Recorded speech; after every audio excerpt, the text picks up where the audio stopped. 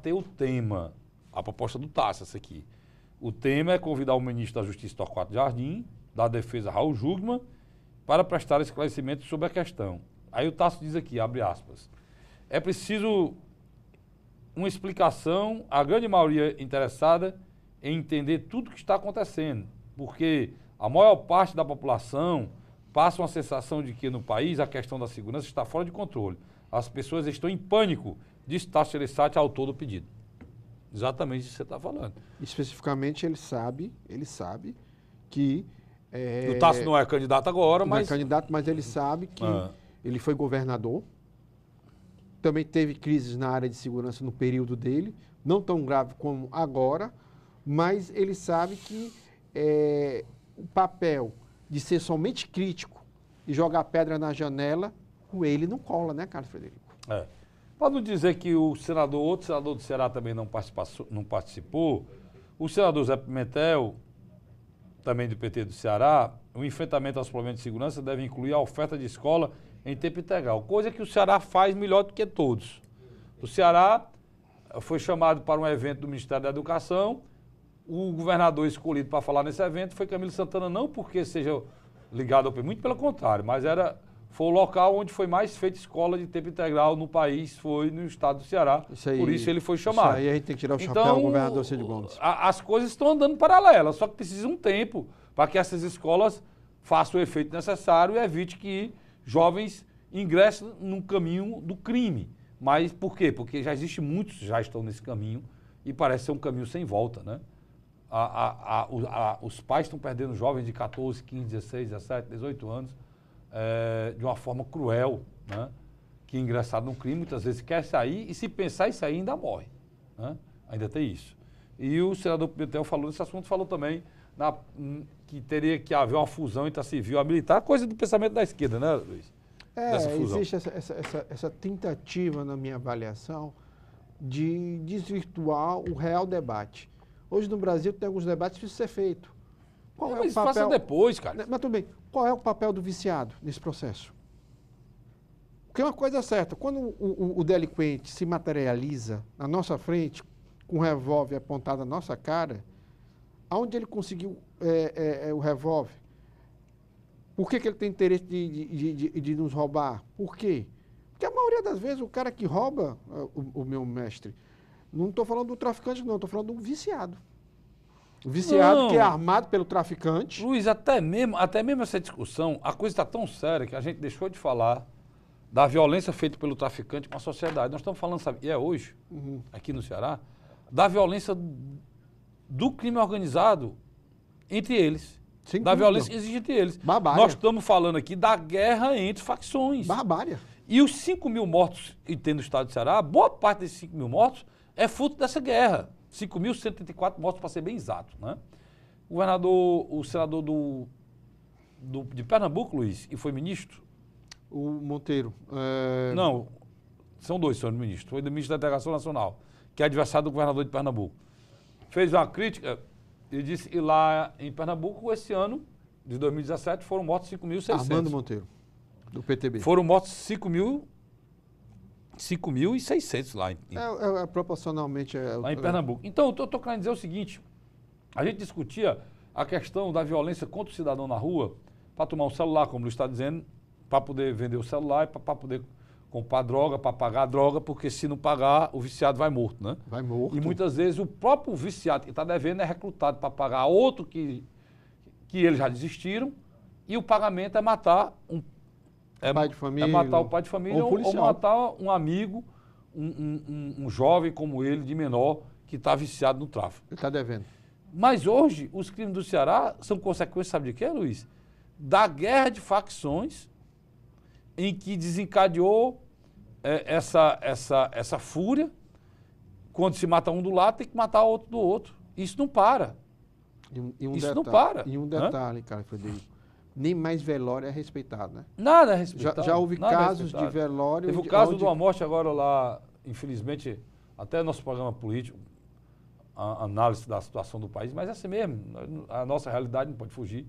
No município de Senador Catunda, que fica logo depois de Santa Quitéria, foi morto um senhor ele é de Monsenhor Tabosa, foi achado morto. E junto dele foi achado o corpo do filho dele de 14 anos. Eu vi aquela cena. Quer dizer, tocaram fogo no carro, tocaram fogo no corpo dessa criança também. Dessa família. De 14 anos. Quer dizer, a barbárie está passando todo de qualquer limite. E o governador tem razão quando ele reclama, porque o governo federal prometeu até agora nada. Me perdoe, mas parece que o desejo é que piore. O desejo é que piore. Depois dessa chacina, houve várias mortes no Ceará. Nós temos provavelmente o janeiro mais violento da história do Ceará, né? E estamos ingressando no mês de fevereiro também ingressamos no mês de fevereiro também com uma violência absurda. Nós já ultrapassamos mais de 600 assassinatos o ano de 2018, Luiz. E parece que o governo federal não está preocupado com isso e ajudar o governo do Estado. E diga de passagem, a polícia tem cumprido a sua função, né? O senador Eunício tomou a decisão, parabéns a ele, e aqui o governador resolveu convocar mais 800 policiais, não é certo? Não, se você pegar, o nosso problema já não é mais de efetivo nem de equipamento, não. É um processo que você colocou que não tem se debatido. A polícia ir para o enfrentamento. Não, só fazer essa colocação para você. A polícia ir para o enfrentamento, eu acho que já está acontecendo. A polícia já está indo para o enfrentamento. Mas eu acho que foi, como eu diria, você tocou num assunto que sociólogo não está comentando, analistas da área de segurança não estão comentando. Eu acho que dentro do próprio governo, acho que não estão comentando em alguns aspectos, é que, você deixou bem claro, a briga entre eles. Esse processo de barbaridade que nós estamos assistindo hoje na periferia. Eu me lembro muito de uma briga... na cidade do interior. De uma briga que aconteceu muito na cidade de Exu, entre duas famílias. Você acha que Alencar, não sei o quê, em que morria assim, 3, 4, matavam 3, 4. É muito parecida. Essa briga existiu durante décadas. Né? Durante décadas. Alguém tem que dar um freio. Vamos voltar aqui. Se as facções são crime organizado, num passado recente, nós tivemos o cangaço no Nordeste. Sem dúvida. Que era crime organizado. Quem acabou com o cangaço no Ceará? O governo federal. Não foi o governo do Estado do Ceará. O governo federal. Foi o governo federal. Por quê? Porque o cangaço não era inerente ao Estado. Era uma região inteira. Quem tomou a iniciativa, quem acabou com o cangaço? As Forças Armadas desse país, cara. Getúlio Vargas deu a ordem. As Forças Armadas desse país. Então, é necessário que a gente tenha esse entendimento. Né?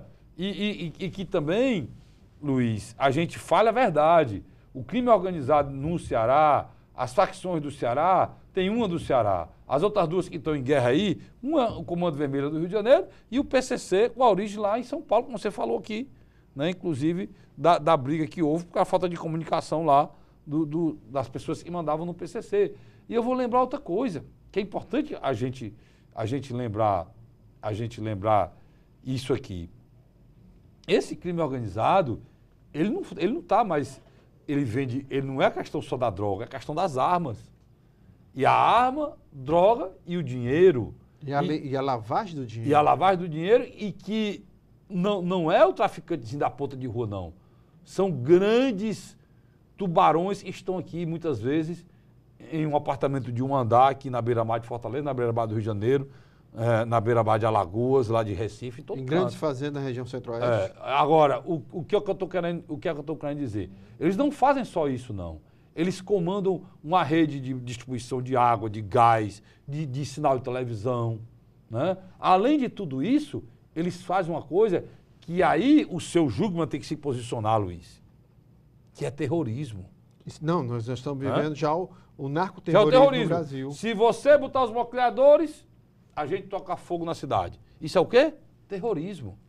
O terrorismo pode acontecer por ideal, um ideal religioso, como acontece com os grupos do Estado Islâmico lá no Oriente Médio. Pode acontecer por separatista, como aconteceu com o ETA, separatista basco, lá na Espanha e na França, um pedaço da Espanha e da França eles querem separar, como aconteceu com o IRA lá na Irlanda. Pode fazer, e podem ser por interesses econômicos escusos em cima da exploração da população que é feito hoje com o crime organizado no Brasil. E se não der o que eles querem, eles estão tomando na marra. Comunidades fazendo o inteiras, quê? refém. Tocando terror, principalmente nas comunidades mais pobres. E os senhores que têm, no caso do Ministro da Defesa, e tem 300 mil homens dentro dos quartéis para defender de quê? O quê? Para defender o quê? O Brasil, a última guerra do Brasil foi a guerra do Paraguai. A nossa população está rendida na mão da bandidagem.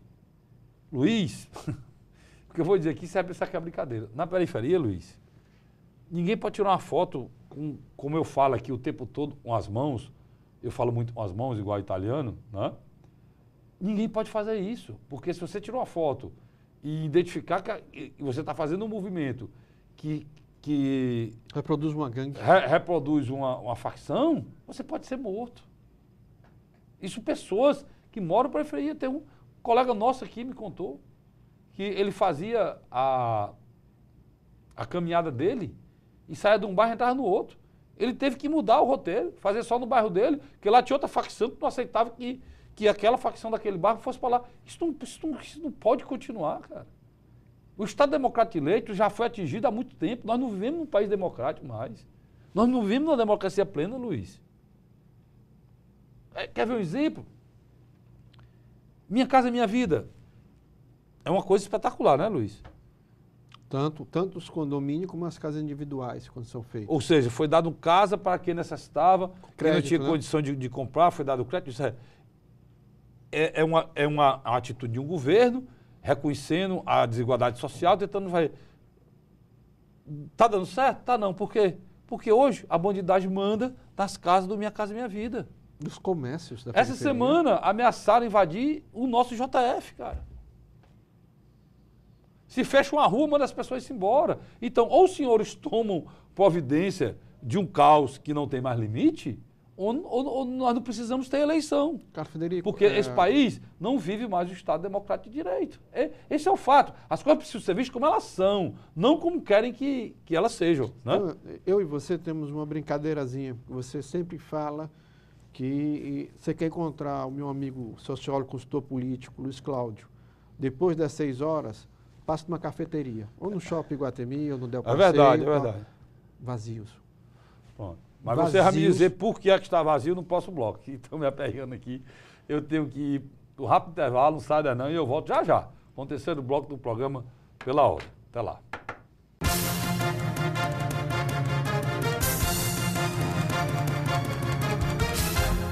A Câmara Municipal de Fortaleza não para de trabalhar pela população da nossa cidade. E para que você fique sempre por dentro do nosso dia a dia, temos vários canais de comunicação. Confira o que acontece na Câmara pelo site e pelas nossas redes sociais, como Facebook, Instagram, YouTube, TV Fortaleza e Rádio Fortaleza.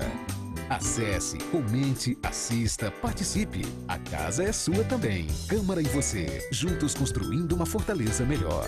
Uma cena que se repete cada vez mais em Fortaleza é que o número de creches continua crescendo a cada ano em nossa cidade. Em 2012, eram 138. Hoje, já são 233. Os alunos têm acompanhamento de profissionais, ficam o dia todo na creche e fazem 5 refeições diárias. Com a creche, eu tive a possibilidade de voltar para a faculdade, de voltar a estudar. É a Prefeitura de Fortaleza cuidando do futuro das nossas crianças.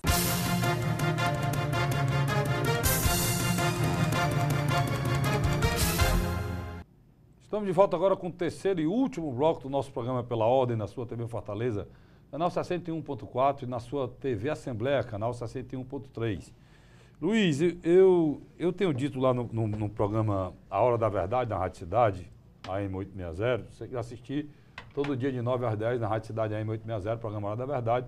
Seu amigo Cássio Dirico comanda lá o programa, nós temos repórter aqui da Câmara Municipal, nós temos repórter na Assembleia, nós temos vários outros assuntos que a gente discute durante o programa. E eu disse essa semana, e, lamentavelmente, é uma constatação que eu faço. Aquele programa do Fantástico, e foi feito, pautado aqui no Ceará sobre a violência, ele foi altamente partidário e politiqueiro, né, Luiz? Havia interesses, né? Porque atinge o governador Camilo, que é do PT, atinge de uma forma também um presidenciável, que está muito bem na foto, né, até agora, porque uma pessoa que foi praticamente isolada pela mídia, ninguém divulga nada dele, está se mantendo com 6, 7 pontos percentuais e uma saída, a possível saída do Lula do páreo, ele dobra para 12, 13, que é o caso do Ciro, chega a 14. Também seria atingido por aquela reportagem. O que eu ponderei, Luiz, aí se eu estiver errado você pode discordar, é que tudo aquilo poderia ser mostrado. Por exemplo, eles mostraram o presídio mais degradado do estado do Ceará. Tem 2 presídios novos, aí o 5 e o 6, que as condições são muito melhores, todas as condições, mas eles não mostraram. Eles falaram e deixaram como se o estado do Ceará estivesse sem segurança pública nenhuma. Não falaram do mais de 600 policiais civis, o governador já botou, mais de quase 4 mil que o governador está colocando policiais militares aí, não falou... A reforma das delegacias? Não falou nada. Eles só mostraram a parte ruim. Eles poderiam estar dizendo assim, apesar do governador ter feito isso, não teve resultado. Mas nem isso. Não tocaram em nada. Simplesmente fizeram uma matéria em que colocaram o estado de Ceará como estado degradado sem lei. Vai ser assim mesmo a política nesse país? Agora, é interessante. Você tocou num ponto que eu achei importante. Há um interesse de desestabilização da pré-candidatura de Ciro Gomes? E vale tudo mesmo, até surfar no sangue da população? O que está acontecendo? Já começa uma parte da população, e principalmente dentro do próprio Partido dos Trabalhadores, um sentimento de que Lula não será candidato. O cerco ao próprio, ele mesmo criou. Deixa eu te dar um fato novo sobre isso aí, Luiz. Não sei se tu está sabendo. Deixa só um parênteses nisso aí, que é importante de falar nisso antes que eu me esqueça. Você sabia da novidade, né? É interessante isso que eu vou dizer aqui para vocês. Essa semana, um deputado federal foi condenado, e teria sido condenado em segunda instância, recorreu ao Supremo Tribunal Federal para não ser preso. E o Supremo Tribunal Federal, né, tomou a decisão, naquela primeira turma, né, de que ele deve ser preso imediatamente. Ele é deputado federal. Isso acendeu para que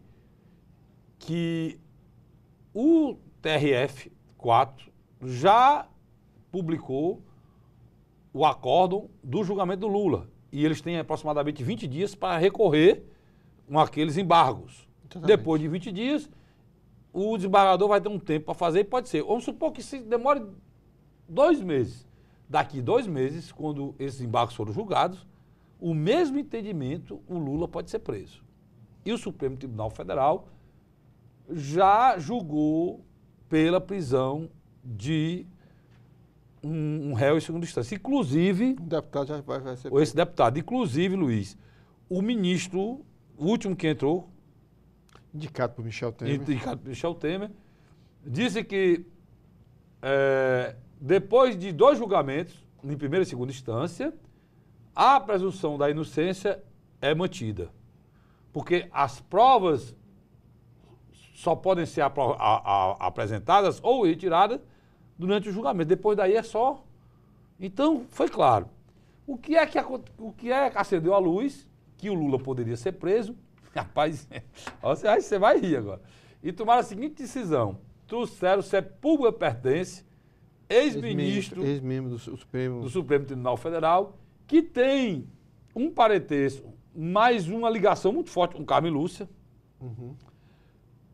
ao ponto de Carmen Lúcia, no último julgamento, que ele era advogado, envolvia Arthur Vigílio, lá, ex-senador e prefeito de Manaus, de Belém, de Manaus, Amazonas, a ministra se julgou, sabe o que, Luiz? Impedida e não voltou. Tu captou? Captei sim. O que é que está acontecendo? O julgamento pela prisão em segunda instância, lá no Supremo, ficou 5-6. A história desse deputado pode recrudir de novo o pedido para ser feito novamente lá. Ele pode recorrer lá, para que isso fosse julgado no mérito lá no coisa, a prisão em segunda instância. E aí, a presidente do Supremo, que votou a favor da prisão, se julga... incapacitada. Por fórum íntimo, né? Que não quer participar, se isenta e... 5-5. e dá 5-5 que fica o impasse e o homem não seria... Rapaz, tudo é possível nesse país, né, Luiz? O que não é possível no Brasil é a normalidade democrática e jurídica, né? Eu estou antecipando para vocês aqui um plano de fundo que pode plano de acontecer. fundo e está acontecendo. Nos bastidores essa discussão é muito forte, eu estou antecipando aqui para o programa pela ordem, Sem né, Luiz? dúvida. Agora, uma coisa é certa, você deixou bem claro que existe sim um interesse, principalmente de grupos econômicos com poder, nos meios de comunicações tradicionais, como rádio, televisão e blogs, impedir que a pré-candidatura de Ciro Gomes ganhe espaço. Por quê? Porque é interessante, quando você retira Lula de qualquer cenário, os dois grandes beneficiados Ciro Gomes, principalmente, viu, o Carlos Frederico, de um eleitor que é lulista, mas não é petista, e tem uma certa concepção moderada, e um eleitor... Muito interessante o que você disse. Isso é muito interessante, porque as pessoas votariam no Lula, votariam nele, mas ao mesmo tempo as pessoas que não gostam da atitude do PT também votariam nele. Exatamente. Isso é importante, isso aí você colocar. E a outra candidata que é beneficiada é a Marina Silva, pela similaridade histórica com Lula, que uma outra parte dos eleitores lulistas gostam. Então, o que eu acredito? Essas duas candidaturas enfrentam hoje problemas muito sérios. A Marina vai na contramão, ela tem espaço nos grandes meios de comunicações, coisa que o Ciro não tem. O Ciro praticamente tem feito uma campanha em cima das mídias alternativas, WhatsApp, Facebook, e ele tem se saído bem, indiscutivelmente. Uma coisa eu garanto, Carlos Frederico, se o Lula demorar e o Partido dos Trabalhadores demorar a lançar uma candidatura deles, alternativo ao ex-presidente, o Ciro não só pode crescer, como se viabilizar. Aí o dia que eu quero chegar, porque o grande problema da Marina Silva, sabe qual é, Carlos Frederico? Se ela não fizer uma coligação de pelo menos um ou dois partidos que dê a ela condições de ela participar dos debates presidenciais, a candidatura dela terá um tamanho tão ínfimo que irá prejudicá-la com certeza. E é importante a gente lembrar que tem muita coisa para acontecer, né, Luiz? Tem muita coisa acontecendo. Tem muita coisa para acontecer. Inclusive estão falando aí, não sei se você já ouviu falar, que já tem pessoas no PT defendendo a chapa Ciro e Haddad. Isso era uma ideia antiga. E eu acho que sim, eu acho que ela vai acabar ganhando corpo. Agora, Carlinhos, é impressionante como o ex-presidente Fernando Henrique Cardoso é o que nós chamaríamos de fogo amigo, né? O que literalmente ele desestabiliza a pré-candidatura do Geraldo Alckmin, não é brincadeira, né? Quase sempre, todas as vezes que ele é colocado para dar uma entrevista... Ele é um grande inimigo do Geraldo Alckmin. Ele defende a candidatura de Luciano Huck. Que está crescendo, né, Luiz? Né? Que é a realidade. Não, está crescendo. Os apoiadores estão lutando para que isso aconteça. O Luciano Huck hoje é o candidato da Globo, disfarçado e não é candidato. Dos empresários. Para poder ele continuar no programa. Esteve no aniversário do Neymar já barbado. Interessante, né? Isso. Que é uma simbologia. Que isso tem a ver, Castilho? Tem tudo a ver. A barba tira aquela carinha dele de bebê chorão, né? E dá a ele uma certa... maturidade. Uma certa maturidade para pensar em ser presidente da República. Os partidos, ele tem uma espécie de movimento, né, Luiz? Renovar o movimento de esquerda que luta pela sua candidatura. Esse movimento de esquerda, ele está reunindo... Esquerda sim, esquerda caviar, né? Esquerda mesmo, é aquela esquerda naquele pensamento sexual, né? Da muito forte aquele pensamento sexual, na liberação da maconha, que é o mesmo pensamento do Fernando Henrique, né? Mas é uma esquerda feita de caviar, uísque importado, né? Viagem para a Europa. De vinho francês, é mais ou menos por aí, de vinho tinto francês e vinho verde português. Essa esquerda... eu posso chamar uma esquerda meio elitista? É mais ou menos isso aí. Pois é, esse rapaz apresenta isso, né? E a única empecilho deles é saber se o Lula é candidato ou não. Porque se o Lula não for, Luiz... Eu acredito que o Luciano Huck é candidato.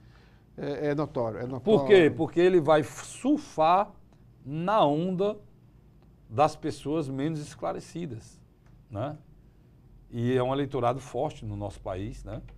As pessoas que têm um grau de instrução menor, que vão reconhecê-lo da televisão, aquele cara que dá presente, vai ao Lata Velha, Entre outros programas. Lembrando que o Luciano Huck Já está mais de 20 começou anos. na vida na televisão mostrando mulheres, né? Vamos esquecer disso não. Mas tudo isso será lembrado na campanha. Eu não sei se vai ser pauta da campanha dele, mostrar mulher durante a campanha dele. Mas ele começou se apresentando, mostrando mulheres. A tiazinha e a feiticeira. Pronto, o Luiz aqui se lembra muito bem, a tiazinha e a feiticeira. É a situação do nosso país hoje. Agora, Carlos... Né? Diante da nossa tragédia, só o que tem é oportunista. Né? Agora, é interessante que depois desse processo todo aí que ocorreu de um novo cenário político eleitoral com a possibilidade da não candidatura de Lula, me parece-me que Jair Bolsonaro começa a também tentar fazer um discurso mais pró-mercado. Essa semana ele participou de um grande evento com os empresários. Ele tenta suavizar o seu discurso. Lamentar isso aí, lamentar. Não, mas ele de alguma... Porque o mercado está destruindo o nosso país hoje, né, Luiz? Sem dúvida, sem dúvida. Aí eu não discordo de você, não. É. Mas, ao mesmo tempo, ele sai fortalecido